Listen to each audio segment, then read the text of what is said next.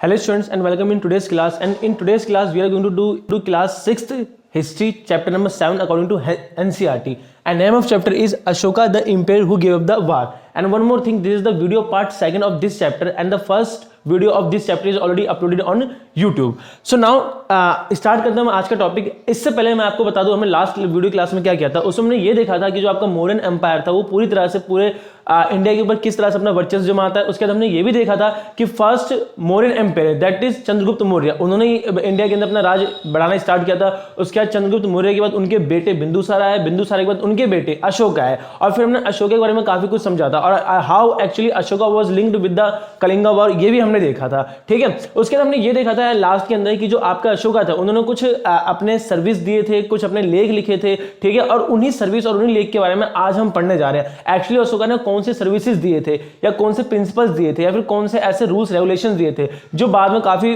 Famous हुए. तो उन्हीं रूल्स रेगुलेशंस पॉलिसीज की बात आज हम इस चैप्टर के अंदर करने जा रहे हैं. So now let's start. तो देखो जो पहला टॉपिक है वो है आपका अशोकास धम्मा. ठीक है, देखो अब अशोका बेसिकली क्या है वो तो हमें पता है, what is Ashoka we already know that. लेकिन now what is Dhamma. Dhamma basically क्या होता है. अब देखो इससे पहले हम ये समझे कि अशोकास धम्मा क्या है. पहले हम सिर्फ ये समझते हैं कि धम्मा, सिर्फ धम्मा क्या होता है, what is the meaning of Dhamma.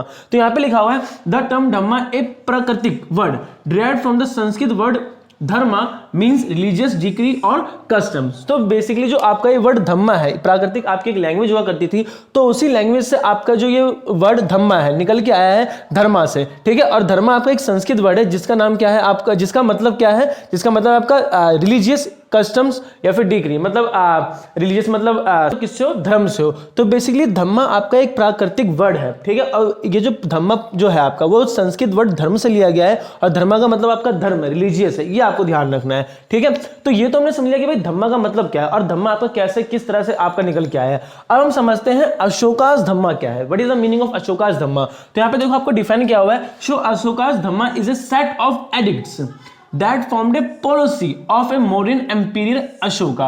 तो बेसिकली आपको यहाँ पे ये बताया गया कि जो अशोका का धम्मा है ना, ये आपका एक एडिक्ट है. एडिक्ट मतलब पहले के टाइम पे जो हम रिटर्न चीजें लिखा करते थे उनको एडिक्ट कहा जाता है. ठीक है, तो अशोका ने जो पॉलिसीज लिखी, अशोका ने अपनी जो पॉलिसीज, अपने जो नॉलेज, अपनी जो पॉलिसी लिखी, उस लेख को क्या कहा जाता है, एडिट्स कहा जाता है. और एडिट्स के पूरे सेट को ही क्या कहा जाता है, अशोकास धम्मा कहा जाता है. जैसे मान लो आज के टाइम में कोई राइटर बुक लिखता है तो हम बोलते हैं this is the book of that writer, this writer, हम उस राइटर का नाम ले लेते हैं.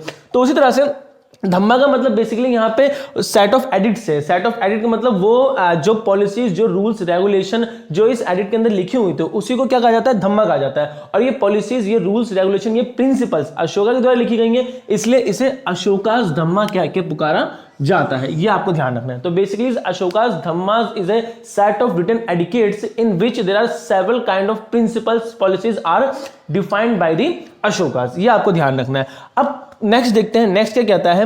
नेक्स्ट कहता है आपका Ashoka appointed some devotees as special officer called Dhamma Mahamatras, Dhamma Mahamatras for maintenance of Dharma for people's welfare. अब इसका मतलब बेसिकली क्या है.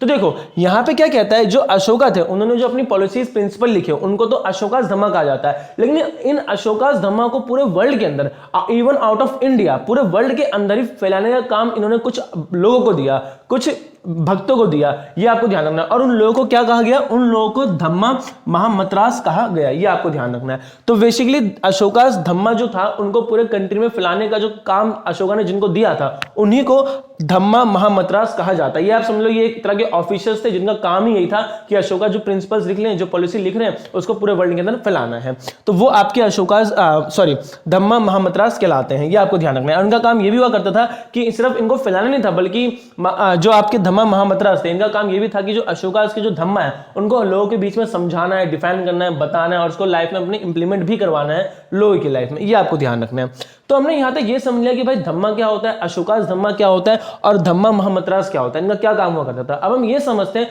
What are the basic principles और what are the basic policies which was defined in Ashoka's Dhamma by Ashoka. तो देखो जो नेक्स्ट टॉपिक है वो आपका यही है, main principle of Ashoka's Dhamma. तो अशोकास धम्मा के अंदर जो अशोका के मेन प्रिंसिपल लिखे हुए थे वो प्रिंसिपल कौन कौन से थे, वो मेन बातें कौन कौन सी थी, और वो बातें सिर्फ उस टाइम पे नहीं, आज के टाइम पे भी हम अपने लाइफ के अंदर मतलब इंक्लूड करना चाहिए. ये आपको ध्यान रखना है. तो क्या क्या है, पहला है आपका रिस्पेक्ट योर एल्डर्स। सबसे बड़ी चीज तो यही है कि भाई अपने बड़ों का आदर करो, चाहे आपके माँ हो, पिता हो, दादा हो, दादी हो, टीचर हो, बड़े भाई हो, बड़ी बहन हो, टीचर का खास करके जो एसएसटी पढ़ाते हो उनका। नेक्स्ट ये कहता है प्रॉपर ट्रीटमेंट टुवर्ड्स द, सिर्फ बड़ों का ही नहीं, जो आपसे छोटे होते हैं उनसे भी सही से बात करना, तमीज से बात करना, उनसे मारपीट ना करना, उनके ऊपर अपना ताकत ना दिखाना, ये सारी चीजें। नेक्स्ट जो है थर्ड प्रिंसिपल वो था follow the path of non violence, जो कि महात्मा गांधी फॉलो किया करते थे कि भाई अपने लाइफ में हमेशा नॉन वायलेंस रहो। मतलब नॉन वायलेंस मतलब अहिंसा। आप कभी भी अहिंसा को फॉलो करो, हिंसा मत करो, लड़ाई झगड़े मत करो, ये आपको बताया गया है। Next one is to honour other and avoid condemning other religion. यहाँ पे ये बताया गया है कि भाई आपकी जाति, आप अपने धर्म को मानते हो, अच्छी बात है, but it not means that आप दूसरे धर्म के लोगों को नीचा दिखाओ, उनके धर्म के बारे में गलत बात बोलो, ऐसा करना भी गलत है। ये भी अशोका ने अपने अशोका धम्मा के अंदर बताया हुआ है। नेक्स्ट है आपको provide education, money and knowledge to other. Ashoka's के धम्मा में उन्होंने ये कहा है कि भाई लोगों को जैसे ही मौका मिले दूसरे लोगों को क्या करना चाहिए, एजुकेशन देना चाहिए, उनको मदद के टाइम पे पैसे देना चाहिए, उधार दे सकते हो, बाद में वापस ले लेना, और नॉलेज यानी कि ज्ञान भी देना चाहिए, ये आपको ध्यान रखना है। नेक्स्ट है आपका avoid anger, cruelty, jealousy and lead a pure and simple life. यहाँ पे ये बताया गया कि आप अपनी लाइफ में कभी भी गुस्सा मत करो, क्रूलिटी मतलब किसी के प्रति आप मतलब क्रूर मत हो, समझ में क्या कह रहा हूँ, निर्दयी मत बनो, उनके ऊपर हमेशा दया करो। उसके नेक्स्ट है जेलेसी, कभी भी किसी के तरक्की से मत जलो, बल्कि उनसे कंपीट करना है तो आप उनसे ज्यादा सक्सेसफुल हो, किसी भी चीज से ना जलो। और lead a pure and simple life, और हमेशा एक सिंपल लाइफ जियो, कहते हैं ना सादा जीवन उच्च विचार, कि भाई अपनी लाइफ सिंपल रखो लेकिन जो आपकी थिंकिंग है वो हाई होनी चाहिए, that will lead A successful person, ये आपको ध्यान रखना है। तो बेसिकली कुछ प्रिंसिपल या फिर कुछ पॉलिसीज थे which was defined by the Ashoka's in Ashoka's Dhamma, ये आपको ध्यान रखना है। And these policies should be implement by us also in our life. और एक चीज और आपने अगर नोटिस की तो अशोका के धम्मा के अंदर ना सारी जनरल बातें लिखी हुई हैं, कोई भी भगवान से जुड़ा हुआ, कोई रिलीजियस से जुड़ा हुआ, कोई डिवोट से जुड़ा हुआ, कोई भक्ति से जुड़ा हुआ, ऐसा कुछ भी नहीं। ये सिंपल प्रिंसिपल्स हैं जो हर एक इंसान की लाइफ में होना चाहिए। It does not matter that from which religious is that person is belong. अब नेक्स्ट क्या है, नेक्स्ट है आपका welfare measures taken bye the Ashoka. देखो यहां तक तो हमने ये समझा कि भाई अशोका ने लोगों को क्या ज्ञान दिए, लोगों को क्या पॉलिसीज प्रिंसिपल बताया जो लोगों को अपने लाइफ में फॉलो करना चाहिए। अब यहाँ पे हम ये समझेंगे कि भाई लोगों की भलाई के लिए अशोका ने क्या क्या काम किए, कौन कौन से काम किए। तो क्या कहता है welfare measures taken by Ashoka. तो पहला जो वेलफेयर है which was done by the Ashoka for the peoples, क्या he constructed roads for easy transportation of goods and people. Ashoka ने क्या किया, बड़ी ईमानदारी से ही लोगों के लिए रोड्स बनाए, पक्के रोड्स बनाए, ताकि लोग उस रोड का इस्तेमाल करके खुद भी कहीं आ जा सके और गुड्स को भी कहीं, मतलब जो बिजनेस करते हैं तो वो गुड्स को एक जगह से दूसरी जगह लेके जाते हैं। गुड्स मतलब जो जिस चीज का व्यापार करते हैं वो सामान को एक जगह से दूसरी जगह लेके आ सके। आज के टाइम में जो रोड्स बनती है उस पर थोड़ा सा गुड्स का, थोड़ा सा ट्रांसपोर्टेशन का भार आ जाए तो रोड ही गायब हो जाती है दिनों दिन। ऐसी आज की सरकार हमारी रोड्स बनाती है, खैर कोई बात नहीं। नेक्स्ट है आपका ही ऑल्सो कंस्ट्रक्टेड हाउस, उन्होंने लोगों के लिए घर भी बनवाए। नेक्स्ट है ही प्लांटेड ट्रीज, डग वेल्स, उन्होंने पेड़ लगवाए, कुएं खुदवाए, हॉस्पिटल्स भी बनवाए, और साथ ही साथ में पब्लिक गार्डन्स भी क्रिएट किए ताकि लोग वहां पे अपना वैदिक ज्ञान ले सकें, पेड़ पौधे लगे हों, पेड़ पौधों से वैदिक ज्ञान ले सकें। ही बिल्ड मोनेस्ट्रीज फॉर भिक्षुज। यहाँ पे ये बताया गया है कि भाई उस टाइम पे जितने भी मोंग्स हुआ करते थे, बौद्ध, क्योंकि मैंने आपको बताया था लास्ट क्लास में कि Ashoka was the follower of Buddhism, तो जितने भी उस टाइम के मोंग थे या फिर जो बुद्धिज्म के जो फॉलोअर्स थे उनके लिए उन्होंने जगह जगह क्या बनवाए, आपके इस तरह के मोनेस्ट्रीज बनाए, जैसे आप मठ कहते हो। मठ मतलब एक ऐसी जगह होती है जहाँ पे जो आपके मॉन्ग्स होते हैं, जो साधु होते हैं, वो रुकते थे, आराम किया करते थे, तो उन्हीं जगह को कहते हैं। तो उन साधुओं को आराम करने के लिए जगह भी इन्होंने अशोका ने बनवाई थी, जिसको मोनेस्ट्रीज यानी कि मठ कहा जाता है। Next he also took regular tour to his kingdom to solve problem of people. यहाँ पे ये बताया गया कि भाई अशोका ने सिर्फ इतने ही काम नहीं किए, बल्कि वो खुद भी अपने जो उनके अंदर जो जितने भी किंगडम आते, जितने भी राज्य आते थे, उन राज्यों के अंदर वो लोगों के बीच में जाके घुमा करते थे ताकि लोगों को जो भी प्रॉब्लम हो, जो भी समस्या, उनका समाधान ये खुद कर सके। आज के टाइम के तो हमारे जो मंत्री हैं, लीडर है, वो इन सब प्रॉब्लम से भागते हैं, बट अशोका उन प्रॉब्लम के बीच में जाते थे, लोगों के बीच में जाते थे और उन प्रॉब्लम को सॉल्व किया करते थे। तो ये बेसिकली हमने समझ लिया कि भाई अशोका का धम्मा क्या है, उन धम्मा में कौन कौन से प्रिंसिपल्स थे और उन्होंने खुद भी कौन कौन से अच्छे काम अपने लोगों के लिए किए थे। अब हम बेसिकली ये देखते हैं कि जो अशोका थे इन्होंने इसके अलावा और क्या क्या काम किए थे और क्या क्या चीजें की थी जो लोगों के लिए काफी लाभदायक थी, या फिर और कौन कौन से प्रिंसिपल्स हैं जो अशोका के द्वारा दी गई थी। So let's see now, let's see today's last and next topic, that is spirit of Dhamma. देखो जैसे टॉपिक के नाम से आपको पता चल रहा है कि स्पीड ऑफ धम्मा का मतलब ये है कि जो अशोका ने जो आपके धम्मा क्रिएट किए थे, अशोका ने जो धम्मा आपके बनाए थे, वो धम्मा पूरी कंट्री के अंदर, पूरी इंडिया के अंदर कैसे फैले, कैसे स्प्रेड हुआ। और हम साथ में ये भी देखेंगे कि जो धम्मा थे क्या उस सिर्फ इंडिया में रहे या फिर इंडिया के अलावा अदर कंट्री के अंदर भी स्प्रेड हुए। अगर स्प्रेड हुए तो उनको किसने स्प्रेड किया, और इंडिया और अशोका की हेल्प और किस किसने की थी इस धम्मा को पूरे कंट्री या पूरे वर्ल्ड के अंदर स्प्रेड करने के लिए। और भी बहुत सारे क्वेश्चन हैं जिनका आंसर हम इस टॉपिक के अंदर देखेंगे। और साथ में हम ये भी देखेंगे कि who was the next ruler after the Ashoka, is he or she belongs to Mauryan empire or any other empire, let's see। तो देखो सबसे पहले हम ये समझते हैं कि भाई जो अशोका का जो धम्मा था वो कैसे फैला पूरे कंट्री के अंदर या फिर आउट ऑफ कंट्री के अंदर भी। तो क्या कहता है, Ashoka himself set an example before people.